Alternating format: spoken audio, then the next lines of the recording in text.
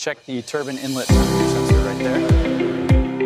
It's reading within tolerance, but let's verify the wiring harness connection. The sensor fusion module is reading nominal values now. Good. Let's close up the starboard panel and run the systems check. We're showing a fault code on the port side linkage. Okay, I'll check the connection at station 4. The sensor fusion module is showing a consistent error code. Rerunning the diagnostics now. Check the wiring harness on panel 47. The sensor fusion module is showing a level 2 anomaly.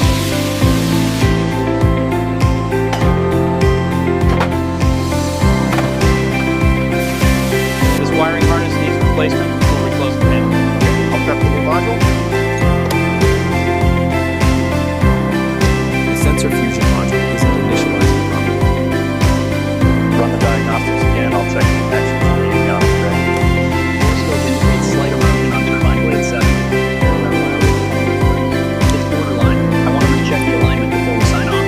Torque on the main housing is reading low. Copy that. Flying adjustment now. Confirm green on my side. The sensor fusion module is showing green across the board. Acknowledged. We are clear to close the engine access panel. Let me cross-reference the schematic for the landing gear sensor. Avionics module 7 secured. Power level stable on the secondary bus. Copy that. Initiating system purge now. Avionics module 3 secure. Powering up the auxiliary systems for diagnostic check. Check the sensor fusion module alignment. Reading confirmed. Initiating systems test. Diagnostics are running now. Engine mount bolts work to spec. Bring up the hydraulics slowly. Is the sensor fusion module secure? Tighten to spec, ready for the diagnostic run.